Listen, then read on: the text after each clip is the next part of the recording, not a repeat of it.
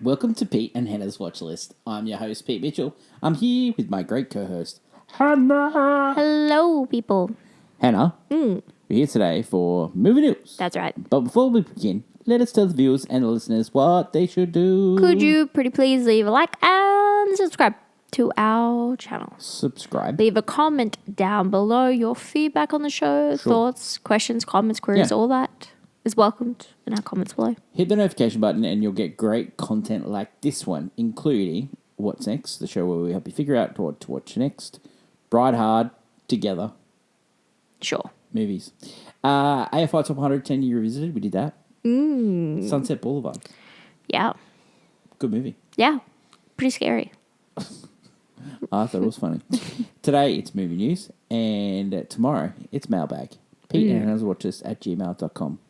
Before we get on to my favourite segment, Hannah and movie news, let's just go to Clickbait. Hoo-ha. Hannah. Yeah. I'm going to talk about some movies that... it's one of my favourite genres. The body swap.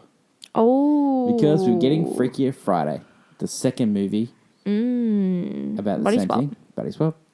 Starring Jamie Lee Curtis and Lindsay Lohan. Backing up from the first movie, Freakier Friday. The other movie that was same name was Jodie Foster played the young girl in it. Barbara Harris, I think, was the older lady. And so that's a remake. So, but there's been others that have gone down this path. Yeah. Okay. What about the change up? Jason Bateman and Ryan Reynolds. Oh. Yeah. Yeah. They changed. They weed in a fountain and they swap bodies. That is weird. You know, they're all these movies are the same. They swap bodies because they've got to learn a lesson. Yeah, learning and lesson. They do not come back to themselves until they've learned that lesson. Yeah. So, you got to walk in someone else's shoes, as they say. Like what women want. Babes. That was going to be my next one. What women want. I love that. You also got what men want, which started to be Hanson. But what women want was, he sort of got like a superpower. He didn't really swap. So, but it's a good honourable mention. Yes. Another movie that doesn't swap with somebody, but he swapped from a male to a female. That is the movie Switch, starring Ellen Barkin. Yeah. And she was played... The guy was like a womanizer. He treated women poorly. Ends up dying, and before they go to heaven, switches bodies, becomes a woman to learn a lesson. Wow. And he had to get a woman to love him. Yeah. And Jimmy Smits is in the movie. Plays his friend. Oh. And it's quite good. Oh. Another movie that I really enjoyed is Dating the Enemy, and that stars Claudia Carvin and Guy Pearce. It's an Australian movie, late 90s. There were two people dating. It wasn't working out. Then they swap bodies, and you get to sort of getting used to the female bits, getting used to the male bits, and they learn to love each other in the right way. Wow. So, yeah. That's okay. Another movie that I really liked, and it was sort of like the male version of Freakier Friday. It's called Vice Versa. It stars Judge Reinhold and Fred Savage. I'm a big fan of Fred Savage. Princess Bride, The Wonder Years. Mm-hmm. He plays the young kid. The father is Judge Reinhold. They swap bodies. Fun and hilarity issues. It is a good trope, I would like to say. Yeah. The body swap. The body swap. Yeah. It's, They did a family one recently on Netflix. I think it was like Family Swap or Family Mix Up or something like that. It's called. And it starred M. Helms and Jennifer Garner. So it's definitely a popular trope with Hollywood. Yeah. Like the Prince and the Pauper storyline. Yeah. Yeah. 100%. Where two people trade places. Yeah. And they basically swap lives, but they look exactly the same. Yeah. Well, sometimes it's a mystical being. Or, sometimes mystical. Sometimes you just look like somebody else and you could swap. Another swap, which he didn't swap with anyone. He just became big. And that's Big. Big. Oh, man. Tom Hanks movie. Elizabeth Perkins. Yep. That's a pretty good movie. John Hurd.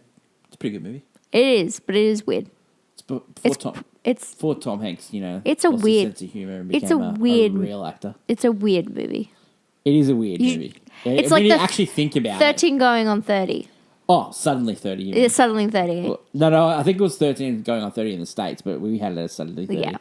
Yeah. The Ghost of, like, you know, it's like all like those Ebenezer Scrooge things, like Ghost of the Girlfriend's Past and all that. Yeah, it's good stuff. I really like it. Anyway, Freakier Friday. Someone's going to talk about it right now. Let's go to my favourite segment, Hannah and Movie News. Welcome back to Movie News. This week, putting yourself in someone else's shoes is a good lesson to learn, especially the second time round, because Freakier Friday arrives in cinemas this week. It's about two girls who get to body swap with two adults, and they plan on breaking their parents up. But it's about teaching them a valuable lesson. Everyone involved. And Lindsay Lohan returns. So does Jamie Lee Curtis.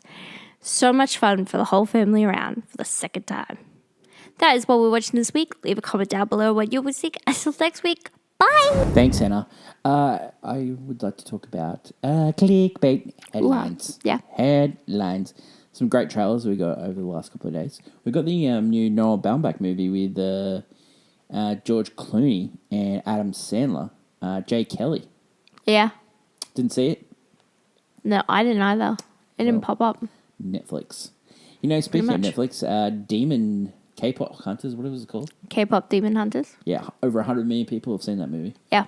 How good. Yeah. Very popular. It's Netflix. But yeah. You know, even the bad ones sometimes. You know, Happy Gilmore 2 broke all records the first weekend. Hopefully that doesn't start a trend. Of like just cameo movies. Yeah. Already get bad movies already, isn't it? But I think it also happens to be, you get your sequel movies that have always done incredibly well. But Adam Sandler and Netflix, bread and butter, like a lot of people still love the guy, despite, probably never actually watching some of his more recent and more auteur films. Well, I bet you Sony made that for Netflix, and I bet you they released that in the cinemas instead of Smurfs. Oh, you're talking about K-pop Demon Hunters?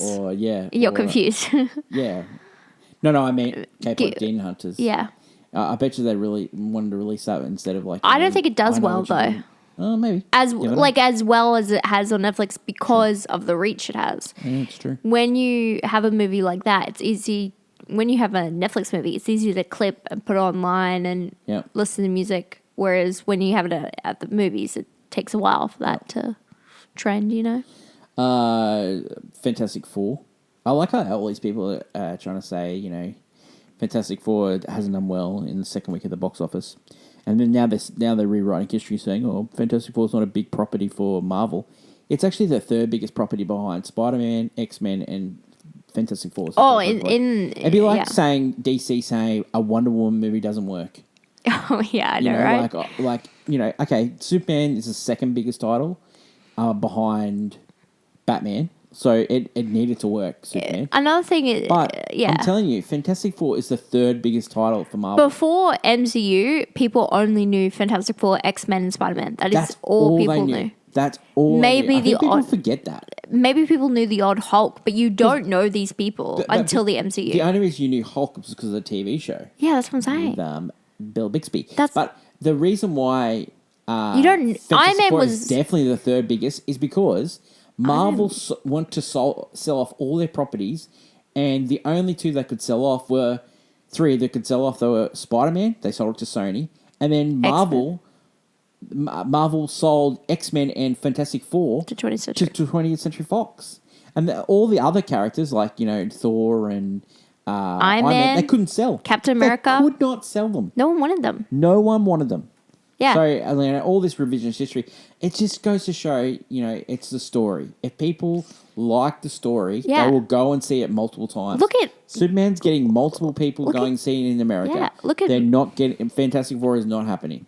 Story is the ruler. Yeah, look at Guardians. Guardians was a nobody property, and then... But you know why people like that movie? Great story. Great story? Great story. Father and son. I'd say great. Mother and daughter. Great. Mother and son. Family. You want to... They made bloody 10 Fast and Furious movies about family. Family works. Yeah, but I would say also... But you know what doesn't work? Good writing. Silly AI babies. That doesn't work. No, that's worked before. Don't even come at me with the freaking Twilight worked. Twilight. It worked. Oh, babes. Not those last couple. They didn't work. They did. They They did. made money. They were successful. They were huge. Okay. I remember. Any other clickbait headlines that have tickled your fancy over the last 7 days? I do want to talk about the resurrection of our savior, Mel Gibson. He's returning to the screen. Well, he's not returning to the screen. He's directing. Are you Do you sure? reckon that's real? Are you sure? Do you reckon that's real? Or is I that thought it's AI. I really did. No one's It's a talking. two-parter next year. But Or here's is it the thing. 2027? It's two, like, you know how Spider-Man was supposed to be in 2 movies in 1 Yeah. year? This is supposed to be 2 movies in 1 year. Is it 2027? Yeah. Oh, wow. Yeah, it's far Do you away. reckon Jim Caviezel's coming back? Do you reckon I he's... don't know. Wow, imagine if he resurrected him. It's so we're talking about there is apparently in the works a sequel to Passion of the Christ. It's called Resurrection of the Christ. Yeah, spoilers. Spoilers. Gave it away in the title. And it is somehow a 2-part event. So do you can't believe spend we're do you talking spend about this. do you spend 3 days? I can't Wait, believe wait. Do you spend 3 days? The first movie, the first 3 is just the 3 days, and then the second movie is when he comes I back. can't believe we're talking about this. I Yeah. really can't. It's movie news, my dude. I know it's movie news, but I just can't believe we're talking about a movie that's 2 years in advance. And I'm sorry. Oh, it's sold out tickets to babes, to babes, The Odyssey. That's Chris Nolan, The Odyssey. All right, and that comes out in 2026, not 2027. Yeah, but the fact that we're even getting one Well, is are we crazy. talking about tickets on sale for Resurrection of Christ? I wonder if he's going to shoot it in IMAX. Imagine if he did. Dude, what if he did? What if he if he did? plays the game? Another thing is that, we could have that. That movie was so popular. I don't think it's going to be as popular again. Surely. No, It made like $600 million. Like, it's unbelievable. it's a different time then, Yeah. though. Made him like, And also, super it was, wealthy. yeah. Yeah.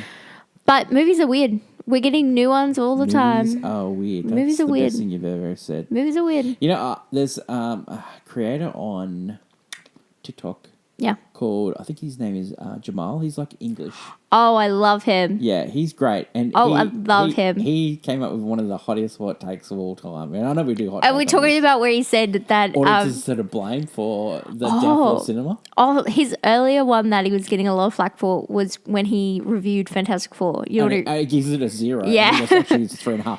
But the funny thing is when he blamed audiences for how bad movies are, Yeah. he re-ran over the... And I just want to say, Fantastic Four is a 0.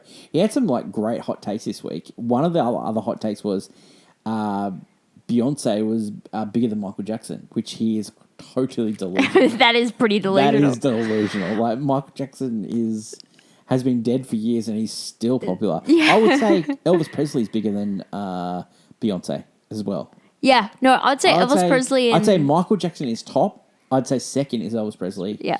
And I would say, you know, Depending, honest- are you saying lengthwise? We have to... I would say She comes close. I would say she's fifth. What? Beyonce? Or are we talking about? Yeah. I'm talking about someone else. But yeah, Beyonce. Who you saying? I was saying Taylor's getting are you up saying there. Taylor Swift bigger than Beyonce? Ooh, babes. Oh, The thing with Beyonce is that she had like a great start to her career that happened, decades ago. So like, it's kind of different. Do you know who I think everyone sleeps on for how big she was? Madonna. Madonna was huge. Like when I was growing up, Madonna was so big. It was like I remember when she married Guy Ritchie. It was such a huge deal. Like it was a huge deal. Like I think everyone forgets how big Madonna was. Like I know she's got a that's little why bit she's weird called the last Queen few of years. Pop. She was Queen of Pop. She was. I think she still her and Michael is. Jackson were going like hammer and tongs all the time. I think everyone forgets how big Michael Jackson actually was. He was Michael- so huge. The earth So stood huge. still when he Mate, passed, unfortunately.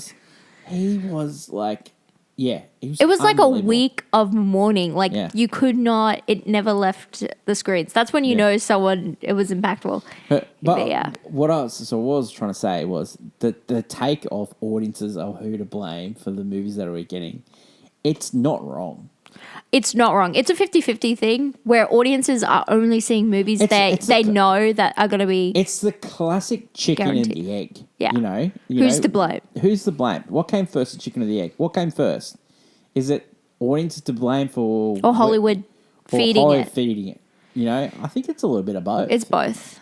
Because But I think I think if audiences stop seeing these movies altogether, Hollywood will make others. Look, it's hard to tell because audiences will still see movies where they like, I know that thing, so I'll go see it. It's like, look at... That's what I'm saying. I think the audience is to blame. Even when you get told by so many people it's not that good, they'll still see something that you go... Would they? Only like, Hey, look at Superman. You can tell someone Superman was word of mouth. Because Superman was like, people weren't keen on it, and then they see it. Like, done like great. It's made less money than Formula One.